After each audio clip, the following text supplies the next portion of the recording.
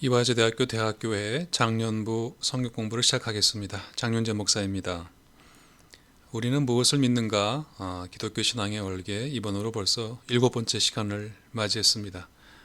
7 참 좋은 숫자인데 우리 이제 계속해서 좀 이 봄에 열심히 하나님과 또 하나님의 말씀에 가까이 가는 시간 되면 참 좋겠습니다. 질문은 우리가 믿는 게 무엇인지, 또 기독교가 가르치는 그 가르침의 핵심은 무엇인지, 그 가르침은 현대 사회를 살아가는 우리 그리스도인들에게 무슨 의미가 있는지, 이것을 우리가 찾아가고 있습니다. 우리 그리스도교 신앙의 3대 보물이라고 말씀드렸죠. 신경 중에 신경, 사도신경. 우리가 무엇을 믿어야 하는가? 이제 여기에서부터 우리가 무엇을 바라야 하고 우리가 무엇을 행해야 하는가가 나올 것 같습니다. 그 세 가지 보물 중에 첫 번째 보물 계속 우리 관심을 가지고 찾아가 보겠습니다. 사도신경, 사도들의 신조. 말씀드렸지만은 하나님이 누구시고 그리스도, 성령, 삼위일체, 교회, 죄, 구원, 영생, 종말 등의 그리스도교의 핵심 교리가 압축되어 있는 것이다 말씀드렸고, 또한 사도신경은 누가 어느 학자가 이렇게 책상 위에 앉아서 이렇게 작성한 것이 아니라 아주 오랜 기간 동안 교회의 삶 안에서 수백 년 동안 다듬어지고 만들어지고 수정되면서 한 기독교 신앙의 에센스다, 정수다 라고 말씀드렸습니다. 우리 사도들 어느 영화인지 모르지만 참 함께 저렇게 가난하지만 웃으면서 선교로 나가는 저 모습들 참 좋지 않습니까? 저 사도들의 고백으로 알려진 그리스도교 신앙의 에센스는 무엇인지 오늘은 세 번째 행입니다. 우리 첫 행, 하나님이 누구신지에 관해서는 한 4번 다뤄서 나눴고, 우리 지난번에 그 예수 그리스도가 누구신지 기독론을 시작했는데 그의 외아들 주 2가지 핵심이었죠. 오늘은 세 번째 행으로 그분은 성령으로 잉태했다는 것, 동정녀 마리아에게서 나셨다는 것, 이것 안에 무슨 의미가 있는가 하는 것을 깊이 살펴보도록 하겠습니다. 다시 한번 보시죠. 이는 성령으로 잉태하사 동정녀 마리아에게서 나시고, 바로 영어로 가볼까요? Who was conceived by the Holy Spirit, born of the Virgin Mary. 여기엔 또 어떤 깊은 뜻이 숨겨져 있을까? 그런데 여러분, 우리는 먼저 이 수태고지라고 하는 것을 보아야 됩니다. 왜냐하면 이 수태고지라고 하는 것은 영어로 annunciation, 왜 아나운서 할 때 그게 announcer잖아요. announce 하는 사람이지 않습니까? 고지하고 알려주는 사람이죠. 그것의 명사형인데, 저렇게 고유명사가 되면 그 천사 가브리엘이 마리아에게 나타나서 예수님을 수태할 것을 알려준, 누가복음 1장 26절에서 33절까지 그 얘기 먼저 한번 읽고 시작합니다. 천사 가브리엘이 하나님의 보내심을 받아서 갈릴리 나사렛 동네에 가서 다윗의 자손 요셉이라는 사람과 약혼한 처녀에게 이르니 그 처녀 이름이 마리아라, 미리엄이죠. 본토 발음으로. 그에게 들어가 이르되 은혜를 받은 자여 평안할지어다. 먼저 평화 인사를 주시는데 은혜를 받은 자여, 이것이 은혜가 넘치는 자여라고 번역해서 이제 가톨릭 교회의 이제 면벌부의 근거가 된 것이 이제 이겁니다만, 그 얘기는 나중에 드리죠. 주께서 나와 함께 하시도다 하니, 처녀가 그 말을 듣고 놀라 이런 인사가 어쩌민가 생각하며, 자, 여기가 가장 중요하죠. 천사가 이르되 마리아여 무서워하지 말라, do not fear. 내가 하나님의 은혜를 입었느니라 하고 요 붉은 줄로 섰습니다마는, 보라 내가 잉태하여 아들을 낳으리니 그 이름을 예수라 하라. 이게 바로 수태고지입니다. The Annunciation. 기독교 역사에서, 기독교 예술사에서 이 또 수태고지만큼 많이 그려진 그림이 없습니다. 우리가 한번 많은 그림을 한번 쭉 제가 시간별로 이렇게 해봤는데, 역대 이 수태고지는 어떻게 이어되었는가 한번 보시죠. 자, 이것은 제가 이제 시간 순서로 배치했습니다만은 1333년입니다. 14세기 초반인데 마르티니라고 하는 사람이 그렸는데 보십시오. 천사 가브리엘이 무릎을 꿇고 있고 오히려 마리아가 약간 이렇게 긴장하는 얼굴로 되어 있죠. 네, 손에 든 것은 나중에 보면 전통적으로 이제 그 순결과 그것을 상징하는 이제 백합화를 들게 됩니다만은 14세기 초반의 그림입니다. 자, 그러다가 이것은 1376년 14세기 후반에 메나볼이라고 하는 사람이 그린데 이번엔 거꾸로 여전히 그 천사 가브리엘이 무릎을 꿇고 있고 마리아에게로 성령을 뜻하는 비둘기, 성령으로 잉태하사 하니까 이제 그렇게 날아 들어가는 그런 그림이 그려졌습니다. 자, 이것은 이제 15세기 넘어갑니다. 이게 이제 캉팽이라고 하는 사람의 그림인데 마리아는 이제 오히려 주무시고 있는가? 아니야, 책을 보고 있습니다. 굉장히 지적인 이미지의 마리아가 강조되고 있죠. 그리고 보니까 주변에 굉장히 많은 소품들이 있어요. 이게 플랑드르 지방의 그 그림의 이게 특징입니다. 소품들이 많이 나오죠. 같은 캉팽은 이제는 어떤 가정집 안을 그렸다면 이렇게 그림을 그리기도 했습니다. 천사 가브리엘이 나타나서 수태 고지를 하는데 굉장히 원근법이 잘 처리되어 있지만은 여전히 마리아가 책을 아마 성서로 보고 있지 않습니까? 그 굉장히 지적인 이미지의 마리아를 강조하고 있는 것이 캉팽의 15세기 초 그림이었습니다. 가장 유명한 수태고지 그림은 바로 프라 안젤리코의 그림입니다. 이것은 1434년, 그러니까 15세기 초반의 그림이라고 우리가 봐야 되겠는데요. 아주 특이하죠. 보시면 이렇게 다시 천사 가브리엘이 경배하는 인사로 하는데 하늘에서부터 이렇게 빛이 내려오면서 보면은 여기 보면 비둘기가 아니라 난 아기처럼 보입니다. 이렇게 해서 마리아에게로 가는 거죠. 성령으로 잉태하사라고 하는 거죠. 그런데 재미있는 것은 이 그림에 항상 저 왼쪽에 에덴 동산에서 쫓겨나는 아담과 이브가 이렇게 있다는 것이 참 독특한 그림입니다. 자, 이것이 프라 안젤리코, 프라라고 하는 말은 이제 수도승이라고 하는 말이죠. 수도사 안젤리코가 1434년에 그린 수태고지인데 안젤리코의 다른 그림들 같은 모티브지만 조금씩 다릅니다. 이렇게 그림을 그리기도 했죠. 역시 왼쪽 위에는 낙원에서 추방당하는 것이 있지만 여기는 이렇게 빛으로 들어오거나 아기가 마리아로 날아오는 모습은 없습니다. 이거는 정말 특이한데 역시 왼쪽 위에는 그 낙원 추방이 있습니다만은 천사 가브리엘의 입에서 보라 내가 잉타하여 아들을 낳을 것이니 그 이름은 예수라 하라라고 하는 이 수태고지의 구절이 글자가 적혀 있는 독특한 여기 위에 이렇게 비둘기의 모습으로 성령 임재가 이번에 이렇게 그려져 있네요. 역시 그 원근법 처리는 매우 정교하고요. 이것이 같은 안젤리코의 다른 그림인데 이번에는 그 글자도 없고 여기 낙원 추방도 없고 비둘기로 오는 것도 없는 이제 그런 그림으로 다양하게 안젤리코가 좀 변형해서 그린 것을 우리가 알 수 있습니다. 다른 분 그림 넘어갑니다. 이것은 여러분 누구 같습니까?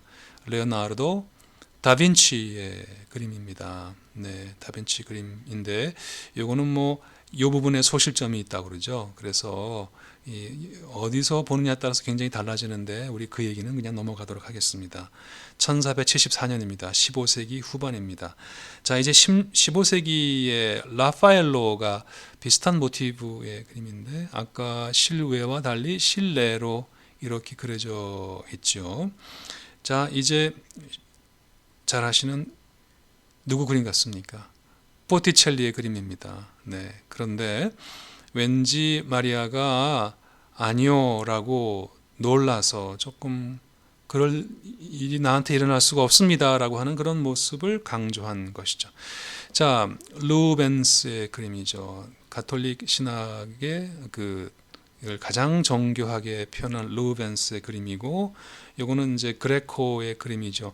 종교개혁이 일어나면서부터 왠지 몽환적 분위기가 느껴지는 거고, 이것이 마니에리스모라고 하는 그런 분위기죠. 시대적인 종교개혁으로 인한 혼돈과 그 불확실성에 대한 불안들이 좀 그림에 짙게 깔려 있는 것 같습니다만 그렇습니다.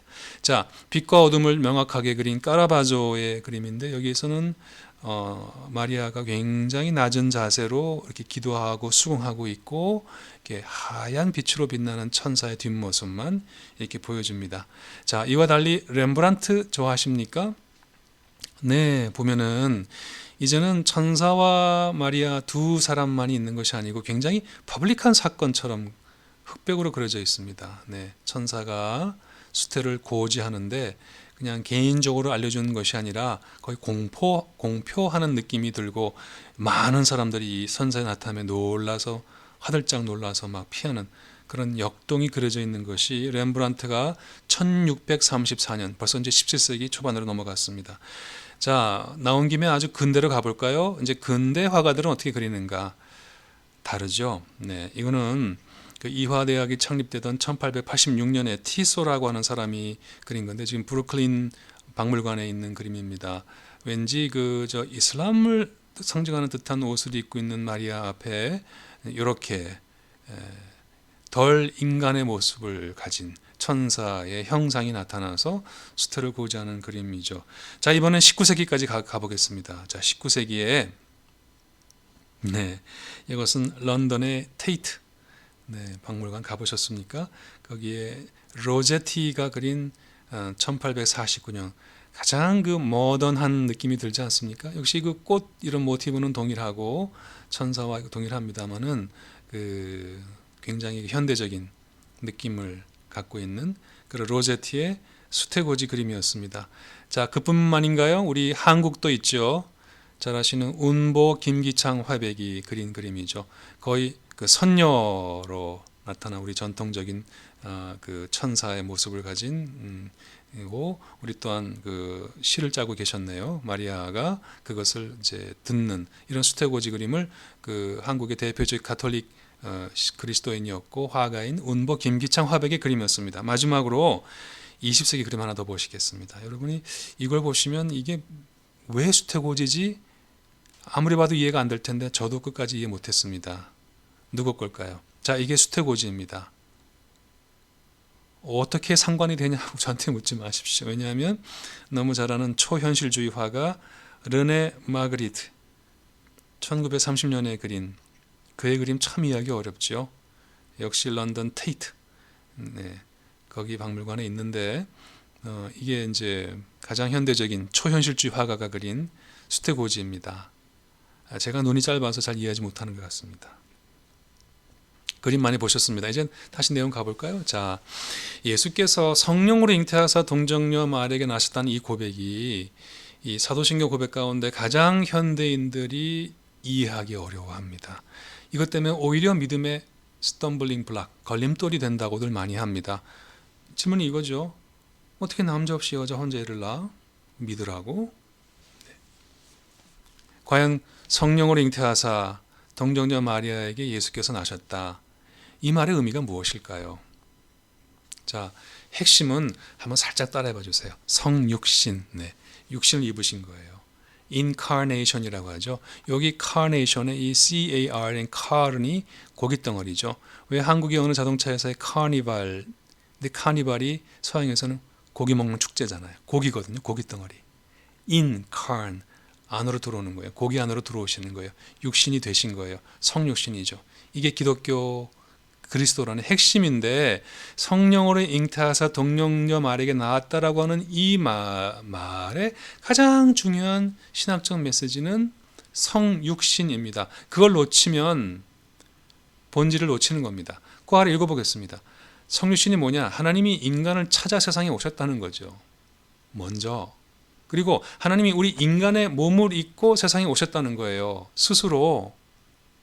즉 하나님이 인간의 한계, 인간이라고 하는 한계, 우리 살아도 100년, 120년 살고 썩을 몸인데, 변하는 몸인데, 생로병사하는 몸인데 이 몸 안으로 영원하신 하나님이 일부러 찾아서 들어오셨다는 거예요. 우리 한계 안으로.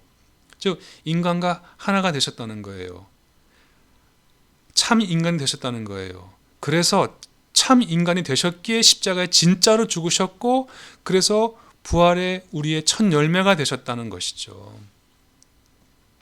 이 고백을 성령으로 잉태하사 동정녀 마리아에게 나셨다라고 하는 고백을 하는 겁니다. 제가 그 아래 바로 성육신이 되는 근거가 되는 성경 구절 빌립보서 2장 6절 8절 읽어봅니다. 그는 근본 하나님의 본체시나 하나님과 동등됨을 취할 것으로 마땅하게 여기지 아니하시고 오히려 자신을 비워서 이걸 케노시스죠. 자신을 비우시는 거예요. 스스로 종의 형체를 가지셔서 제가 빨간 색깔 사람들과 같이 되셨고 사람의 모양으로 나타나사 이게 성육신이죠. 자기를 낮추시고 죽기까지 복종하셨으니 그 십자가에 죽으심이라. 이 신비, 이 신앙의 신비, 하나님이 인간이 되신 이 신비, 이 세상 어느 종교도 말하지 않는 이 놀라운 신비, 그것이 사도행전 제3행에 나와 있는 것이다. 자, 아까 본 그림들이 위에 제가 다시 한번 이렇게 갖고 왔습니다만 그 아래 제가 설명합니다. 자, 예수님이 성령으로 잉태하셨다는 말은 그의 divinity, 신성을 가리키고 한 여성의 인간 여성의 몸에서 born, 태어나셨다라고 하는 말은 이제 그의 인성, humanity, divinity와 humanity를 가진 분이다. 즉 그리스도교는 예수님이 완전한 신이자 완전한 인간이다. 참 신이자 참 인간이시다. 참 신과 참 사람이 되셨다. 요것이 우리들의 가르침입니다. 그게 무슨 의미일까요? 우선은 제가 아래 찬송가 우리 이제 성탄절 되면은 참 반가운 신도요 이렇게 노래 부르잖아요. 너무 좋아하는 노래죠. 그 중에 3절이 이래요. 이 세상에 주께서 탄생할 때에 참 신과 참 사람이 되시려고 저 동정녀 몸에서 나시었으니 그 다음에 후렴이잖아요.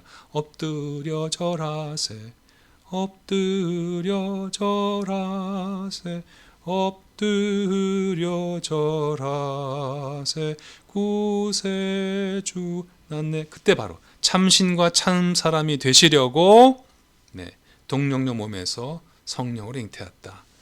참신과 참사람 그것입니다. 자, 그래서 잠깐 한 걸음 깊이 들어가 보도록 하겠습니다. 지금부터. 왜냐하면 우리는 그냥 일반적인 성경 공부 그냥 큐티가 아니고 좀 제대로 공부하고 싶습니다. 왜냐? 이렇게 제대로 신학을 공부하는 그런 훈련된 평신도가 신앙인이 아니면 쉽게 이단 사입에 의해서 무너지거든요. 한 걸음만 더 들어가 보겠습니다. 자, 이 예수님의 신성과 인성에 관해서 수많은 그 가설과 오해와 억측과 논쟁이 있었습니다. 그 논쟁을 13세기에 그 뛰어난 신학자 토마스 아퀴나스가 한 7가지 오류를 반박한 걸 제가 좀 소개하겠습니다. 왼쪽이 그 이단으로 분류된 사람의 주장이고 오른쪽이 아퀴나스가 그에 대한 반박입니다. 아퀴나스의 반박은 참 재밌는 것은 굉장히 그 비블리컬 베이스를 가지고 성서를 가지고 해박한 성서 지식을 가지고 반박한다는 것이죠. 자, 포티누스가 이렇게 말했습니다. 그리스도가 다른 거룩한 사람들과 마찬가지로 훌륭하게 살면서 하나님의 뜻을 행했기 때문에 하나님의 아들이 될 자격을 얻었기 때문에 그가 하나님의 아들이라고 신처럼 격상됐지. 그는 순전한 인간이었다. 이것에 대해서 아퀴나스가 반박합니다. 요한복음 6장 38절에 예수님이 내가 하늘에서 내려온 것은 오자가 나왔네요. 내 뜻을 행하려 함이 아니라 이렇게 하나님께서 자기가 내려왔다고 하셨잖아요. 그분이 순전한 인간이었다면 하늘에 계시지도 않았을 거고 내려왔다는 말씀은 안 하셨을 것이다. 그러므로 그냥 그는 순전한 인간이었다가 사람들의 신앙 고백에 의해서 신처럼 떠받들어졌다는 포티누스의 고백은 오류다 반박했습니다. 두 번째 오류. 이번에 마니. 자, 마니교의 창시가 된 마니의 오류와 근데 이것이 사실 가장 중요한 반박이죠. 왜냐하면 동정녀 마리아에게 나셨다라는 고백까지 나왔으니까요. 자, 먼저 오류가 뭔가요? 왼쪽 위입니다. 그리스도가 항상 하나님의 아들이셨으며 하늘에서 내려오시긴 했어요. 그건 인정했어요. 이제 앞에와 달리. 하지만 진짜 육신을 가진 건 아니고 겉으로만 육신처럼 보였다는 거예요. 왜냐하면 하나님은 영이시기 때문에 그 영은 선한 것이고 이 만인은 이원론적이기 때문에 이 육신 물질은 악한 것이기 때문에 선과 악이 합할 수 없다고 본 거예요. 그러니까 겉으로만 볼 때 그냥 가짜로 나타나셨다 이렇게 말한 것에 대해서 아퀴나스가 이렇게 반박합니다. 누가복음 24장 인용하면서 예수님께서 자, 부활하신 예수님이 내 손과 발을 봐라. 나 만져봐라. 영은 살과 뼈가 없을 때 너희가 보는 바와 같이 나는 살과 뼈가 있다. 이게 부활하신 주님의 말씀이거든요. 봐라. 예수님께서 참된 육신을 가지셨다고 스스로 말씀하셨다 하면서, 그래서 동정녀 마리아에게 appeared, 나타나신 게 아니고 동정녀 마리아에게 나셨다, born이라고 고백한다는 것이죠. 여러분, 그래서 사도신경 이렇게 암송하실 때 전능하사 전지를 만드신 하나님 아버지를 내가 믿사오며 그의 아들 우리 주 예수 그리스도를 믿사오니 이는 성령으로 잉태하사 동정녀 마리아에게 나타나시고가 아니고 나시고고, 이게 바로 그 유명한 마니와의 반박에서, 영지주의와의 싸움에서 이런 놀라운 고백이 나온 것이구나 알면서 고백하시면 얼마나 은혜와 깊이가 있겠습니까? 자, 세 번째, 에비온의 오류입니다. 왼쪽이 보실까요? 에비온이라는 사람이 좋아, 나는 인정해. 동정녀 몸에서 났어. 근데 그게 성령에 의해서가 아니야. 남성과의 결합에 의해서, 남성의 정자를 통해서야. 그랬더니 아퀴나스가 마태복음 1장 인용하면서, 자, 주의 사자가 뭐라 그랬어요? 그에게 잉태된 자는 성령으로 된 것이다. 그래서 성령으로부터 잉태된 것이다. 인간의 주도권이, 남성의 주도권이 있는 것이 아니다 라고 말을 했다고 반박을 했습니다. 자, 네 번째 반박. 이번엔 발렌티누스의 오류와 아퀴나스 반박인데, 보십시오. 하나씩 물고 들어가면서 그래, 앞에 건 인정해. 그런데 또 이런 문제 있지 않아? 이렇게 계속 반박이 끊임없이 이어졌습니다. 보세요. 발렌티누스는 뭐라 그랬냐면, 그리스도께서 성령으로 잉태하셨어. 그것까지 인정하겠어. 그런데 성령께서 천상의 육신을 가지고 마리아 몸에 집어넣으신 거야. 천상의 육신이야. 이 땅의 이 육신이 아니야. 그러니까 마리아는 그냥 빈 몸만 제공한 거예요. 마치 그리스도의 몸은 수로를 통해서 물이 흐르듯이 동정녀 마리아를 통과하셨을 뿐이지 실제 우리와 같은 살과 피를 입은 적이 없다라고 하는 거예요. 이 모든 것이 다 뭐냐면, 이것은 이제 예수님 이 육신, 우리 몸, 물질, 이것은 뭔가 악하고 더럽고 변하는 것이니까 하늘에 계신 분이 이것과 하나가 됐다는, 참 인간이 됐다는 것을 인정할 수 없었던, 나름대로 예수님의 신성을 강조하라고 했습니다만 그것도 오류로 판정된 거죠. 아퀴나스가 뭐라고 하죠? 누가복음 1장 인용하면서 보세요. 천사가 성령이 내게 임하시고 지극히 높으신 능력이 너를 덮으리니 그러므로 나실 바 거룩한 이는 하나님의 아들이라 일거라. 또 그 아래 갈라디아서 4장 4절 인용하면서 때가 차면 하나님이 그 아들을 보내사 여자에게 나게 하시고, 즉 여자를 통해서 형성되게 하시고, 어머니 뱃속에 저희들 몸과 뼈와 살이 만들어지잖아요. 그 갈라디아 4장 4절이잖아요. 보세요. 따박따박 성경을 가지고 또 발렌티누스의 오류에 반박했습니다. 세 개만 더 보시죠. 여러분, 어렵지 않으시죠? 재밌습니다. 오히려 이번엔 아리우스와 아폴로나리우스가 이렇게 말했습니다. 그리스도가 하나님의 말씀으로 동정녀에게서 나셨는데 영혼을 가진 것은 아니다. 인간이 갖고 있는 인간의 영혼은 이번엔 아니다. 말하자면 여러분, 그 인간의 몸은 맞는데 이 머리에는 두뇌는 말하자면 천상의 두뇌를 갖고 있었다. 그렇게 말하는 거죠. 네. 그래서 뭔가 달랐다. 우리와 똑같은 인간은 아니었다. 그 영혼의 자리에 신성이 있었다. 자, 이러니까 이제 또 아퀴나스가 요한복음 12장을 딱 가지고 아주 정확하게 반박합니다. 예수님께서 겟세마네 동산에서 지금 내 마음이 괴로우니, 다른 말로 내 영혼이 번민하니, 내 영혼이 너무너무 고통스러워서 번민하니 아버지여 이것을 면하게 해 주옵소서. 그러나 이를 위해 내 때가 왔나이다. 기도하는 거 못 들었느냐. 예수님의 영혼이 번민했다. 그 영혼의 자리에 신성이 있었으면 번민하지 않겠지만 우리와 똑같은 번민하고 고통받는 영혼을 가지고 계셨다. 완전한 인간이셨다.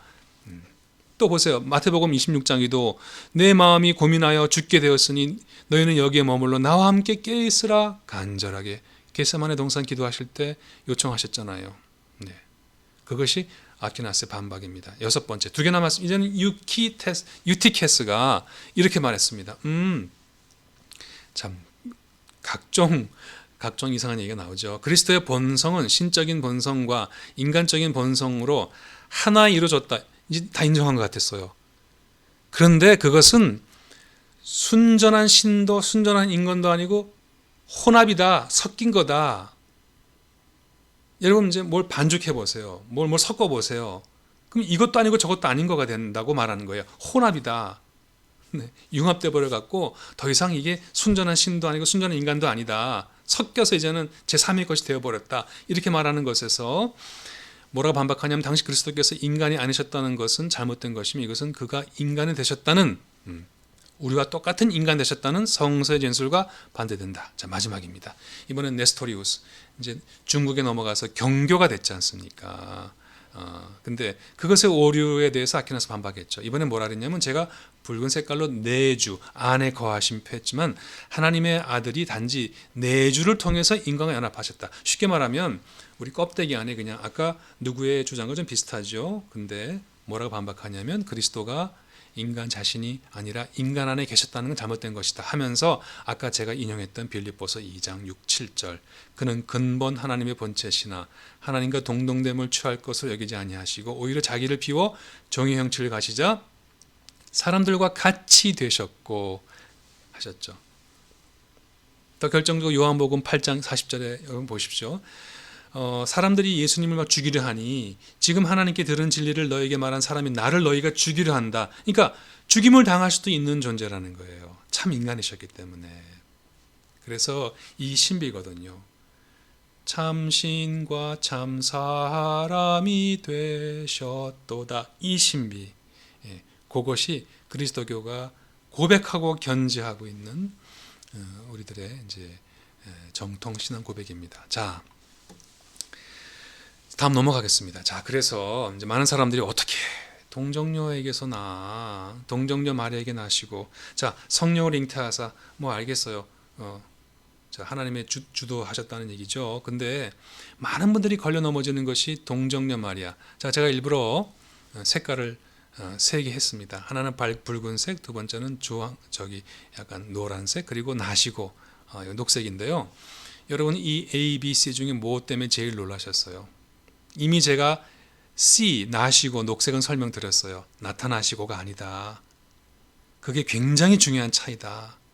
보이십니까 이제? 근데 여러분 많은 현대인들은 에이 어떻게 동정녀한테 낳대? 나 못 믿겠어 라고 말하지만 여쭙겠습니다. 2000년 전에 이 얘기를 처음 들은 사람들은 우리와 달리 무엇 때문에 놀랐을까요? 저 붉은색 글씨, 노란색 글씨. 네, 당시 사람들은 동정녀 얘기는 하나도 안 놀라요. 현대인과 달리. 당시 사람들은 뭐라고? 마리아? 미리엄? 거기에서 하나님의 아들이 낳았다고? 말도 안 돼. 이랬다는 거예요. 무슨 말일까? 자, 우리 타임머신 타고 돌아가 보겠습니다. 자, 여기 있는 이 조각상과 그림의 주인공 역시 누군지 딱 보면 그리스 로마 신화에 나오는 영웅들이네. 맞습니다. 딱 보면 이렇게 발목 뒤를 바라보는 사람 보니까 아킬라우스네. 네. 여기는 아마 누군가요? 로마의 최초의 황제인가요? 네. 옥타비아누스인가요? 네. 네. 요건 누군가요? 어이구, 세계를 정복했던 그 알렉산더죠. 예. 아킬레우스, 옥타비우스, 알렉산더.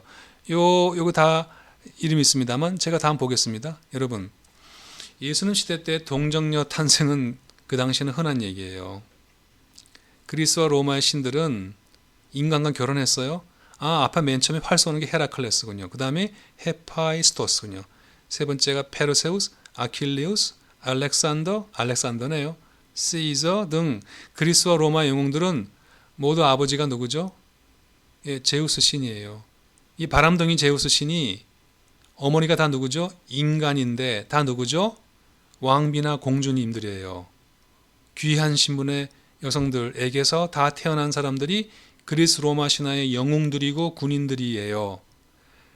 전부 다 그들은 동정녀 탄생이에요. 아니 쉽게 말하면 뭐죠? 아버지가 그냥 신이에요. 오른쪽 위에 그림 보실까요? 여러분 신라가 언제 세워졌습니까? 신라의 시조가 누구죠? 박역거세잖아요. 근데 박역거세가 어디서 나왔다고 보통 얘기해요? 아래서 나왔다는 신화를 갖고 있죠. 자, 17세기 과학혁명이 일어나기 전에 우리 고대인들은 다 이렇게 뭔가 위대한 영웅들은 우리와 다른 탄생을 가졌을 것이다. 하늘의 아들이다. 천자다. 신의 자식이다. 다 그렇게 갖고 있는 신화를 갖고 있었단 말이에요. 그러니까 그런 사람들에게 예수 그리스도께서 동정녀 마리아에게 나셨다는 말 가운데 동정녀에게 났다는 말은 그 사람들은 안 놀란다는 얘기예요. 그 사람들은.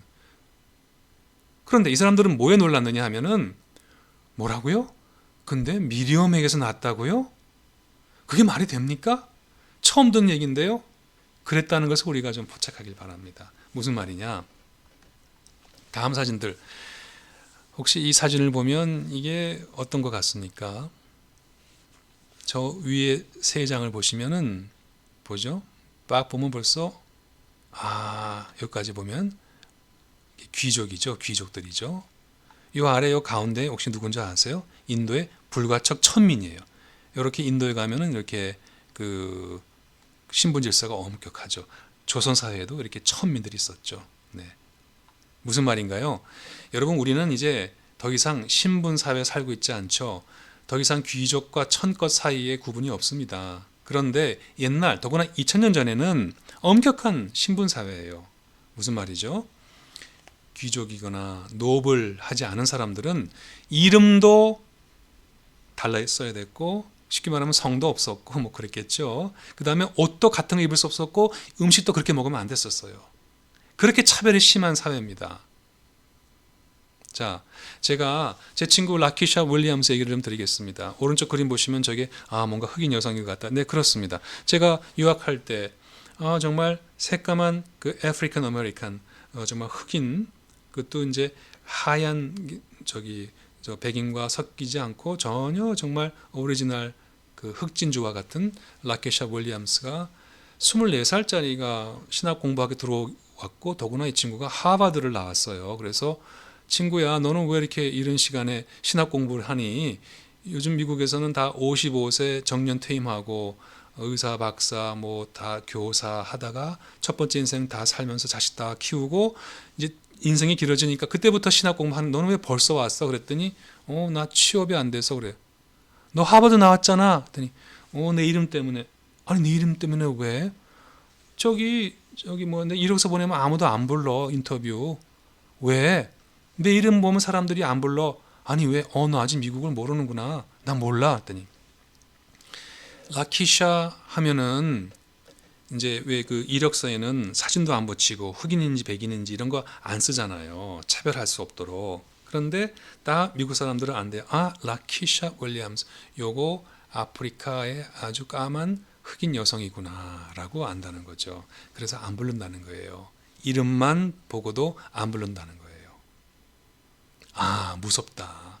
세상에 21세기 대명천지 미국 사회에서도 여전히 그 이름을 가지고 신분, 인종 이것을 알고 은근히 차별하는 게 있는데 2000년 전에 여러분 마리아 지금은 가톨릭에서는 성모로서 거룩한 이미지지만 그 당시로 말하면 그냥 영희, 뭐 순희 그냥 가장 일반적인 이름이에요. 꽃분이, 갓난이 그런 이름이죠. 가장 흔한 여성 이름 마리아. 본토 발음 미리엄이에요. 모세의 누이도 미리엄이었고 그냥 태어나면 뭐 순자, 말자, 영자 짓듯이 그냥 가장 짓는 흔한 이름인 거예요. 쉽게 말해 이름만 들으면 천민의 여성이에요. 그런데 하나님의 아들이 우리의 구세주께서 엘리자베스 왕비가 아니라 미리엄이라고는 우리 가운데 보통 천한 가난한 여성에게 구세주가 나왔다고요? 듣도 보도 못했는데요. 여러분이 지금 약간 이렇게 소름이 돋아야 돼요. 뭔가 다른 얘기였구나. 여러분 예수님 당시 엄격한 신분 사회였어요. 이름만 들어도 그가 어느 신분인지 알고 있었어요. 마리아 미리암은 왕실의 공주가 아니에요. 미천한 신분의 여성이었어요. 더구나 여러분 학자들은 13살쯤 됐을 거라고 생각해요. 그때 예수님을 낳으셨죠.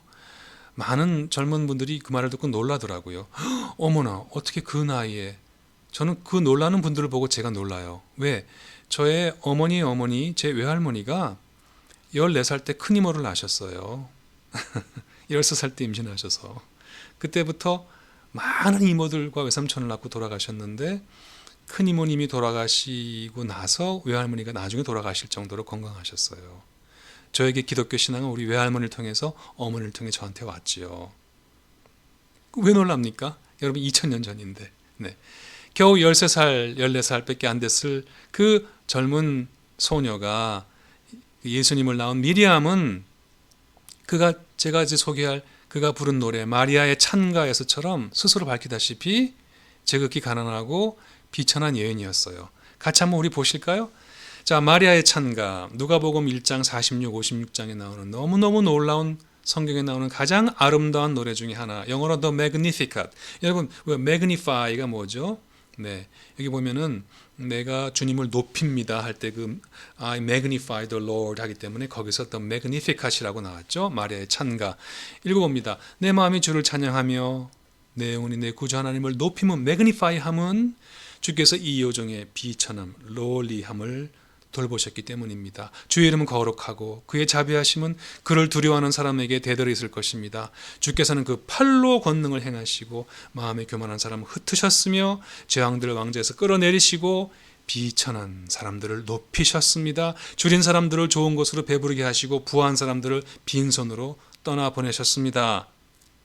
이게 13살짜리 미리엄이라고 하는 2000년 전 예수님의 어머니가 예수님을 결혼도 하기 전에 잉태했을 때 담대하게 부른 노래죠. 마리아의 찬가입니다. 여러분, 여기서 가장 놀라운 것이 무엇일까요?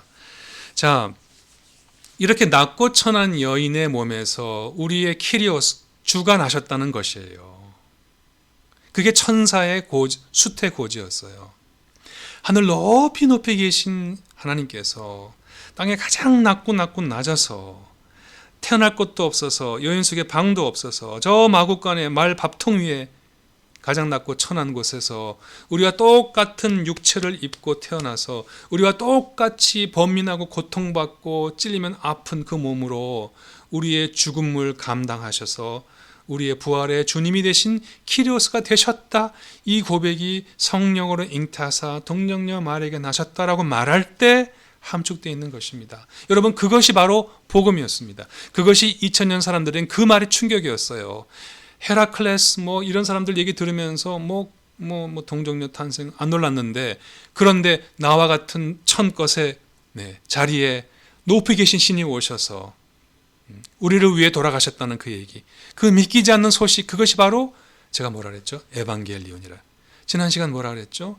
저 로마에서 다음 황제가 태어났을 때 우리를 위한 새로운 신의 탄생을 에반겔리온이가 말할 때 천사가 뭐라죠? 나사렛에서 너희를 위하여 구주가 나실 거니, 성령으로 잉태하여서 마리아에게서 구주가 나실 거니 그것이 예수라. 이것이 우리에게 새로운 복음이라는 것이죠. 여러분이 이 놀라움, 이 경이를 캐치하지 못하면 아무리 동정녀 마리아에게 나오시고 고백해도 마음에 그 감동이 없으면 우리는 그저 아무 생각 없이 주술처럼 외우고 마는 것이죠. 자, 정리합니다. 성령으로 잉태하사 동정녀 마리아에게 나으시고, 이 말이 무슨 뜻일까? 자, 성령으로 잉태하사란 말은 우리를 구원하신 이 성육신의 기적이 인간에 의해서가 아니라 하나님의 주도 아래, 하나님의 주권 아래, 하나님의 섭리 안에 이루어졌습니다 라는 고백입니다. 그러면 여러분, 예수님께서 성령으로 잉태하셨다라고 하는 고백은 2000년 전 그것을 가리키는 사실만이 아니라, 그 말을 내가 사도신경 고백할 때는 무슨 말이냐, 나도 내 삶 속에서, 우리 역사 속에서 하나님께서 우리를 인도하시고 섭리하시는 당신의 주권을 내가 받아들입니다 라고 하는 뜻입니다. 그래서 나도 이제부터 성령으로 잉태된 사람이 되게 인도하소서라고 하는 그런 기도가 담긴 고백이 되어야 합니다.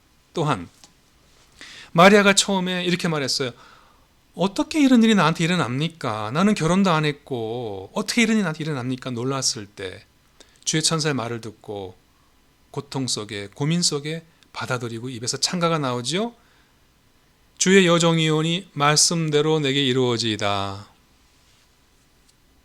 보세요. 그 하나님의 섭리, 하나님의 주권에 순명했지 않습니까?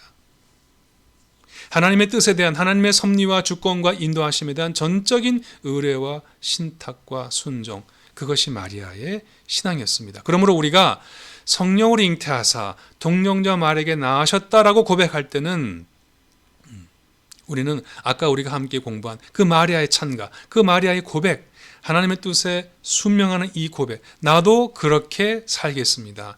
마리아의 찬가가 앞으로 나의 노래가 되겠습니다. 라고 하는 그런 고백을 담아서 이 구절을 암송하셔야 된다. 그렇게 말씀드리고 싶습니다. 자, 이제부터 그림 잠깐 보시죠.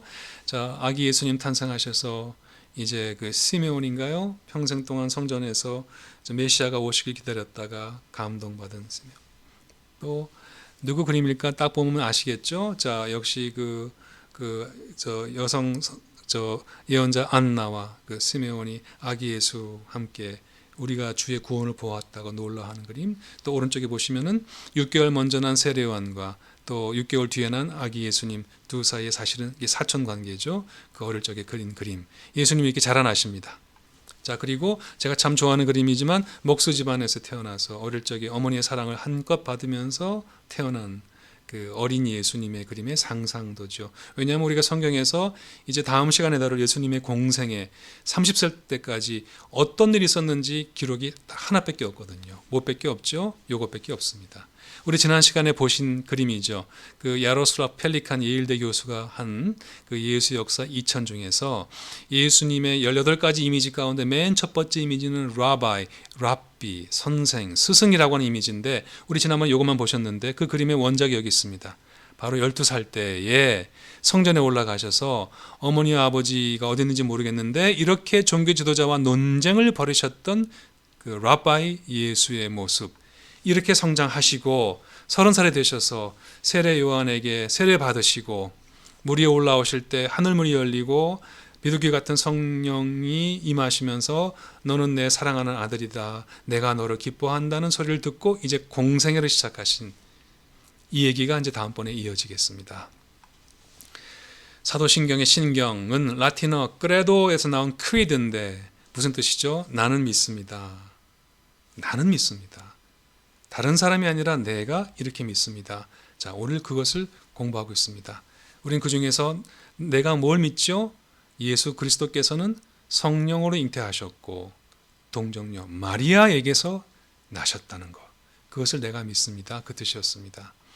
우리 같이 한번 흰 줄 읽어보시죠. 이는 성령으로 잉태하사 동정녀 마리아에게 나시고, 우리 이것을 마치는 기도로 새 사도신경 전문으로 1, 2, 3행까지 같이 읽어보시고 오늘 시간 마치도록 하겠습니다. 나는 전능하신 아버지 하나님 천지의 창조주를 믿습니다. 나는 그의 유일하신 아들 우리 주 예수 그리스도를 믿습니다. 그는 성령으로 잉태되어 동정녀 마리아에게서 나셨습니다. 오늘 여기까지 하겠습니다. 수고 많으셨고 다음 시간에 또 계속해서 재미있는 공부 이어가도록 하겠습니다. 주님의 부활을 함께 기뻐하면서 이 시간 마칩니다. 안녕히 가십시오.